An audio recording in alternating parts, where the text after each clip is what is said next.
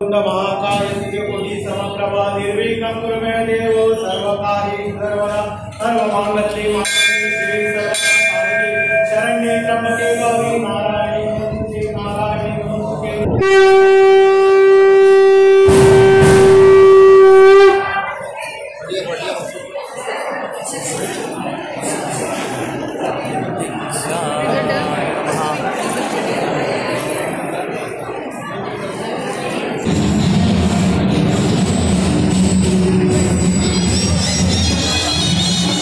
दिवचलेंतलो नवो संवाद हो तसो सगळ्यांत व्हडलो उत्सव शांतादुर्गा देवीच्या ह्या नव्या सोमाराच्यो समेस्त गोंयकारांक आनी दिवचलकारांक खूब खूब शुभेच्छा।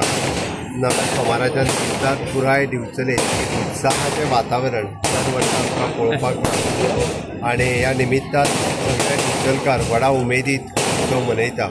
देवी शांतादुर्गेचो आशिर्वाद हो आमचेर सगळ्यांचेर आसूनी, ह्या गोंयचेर आसूनी, गोंयची सुखाच्या समृद्धीत गोंयची भरभराटीची तशीच देवी लागीं मागता की आनी खूब मोठ्या प्रमाणात भरभराटी जावची आनी विविध योजना आमी सरकाराच्या वतीन सातत्य फुडें हाडटा त्योय साकार करपाक देवीचो आशिर्वाद आसो इतकें देवी लागीं मागता। देव बरें करूं।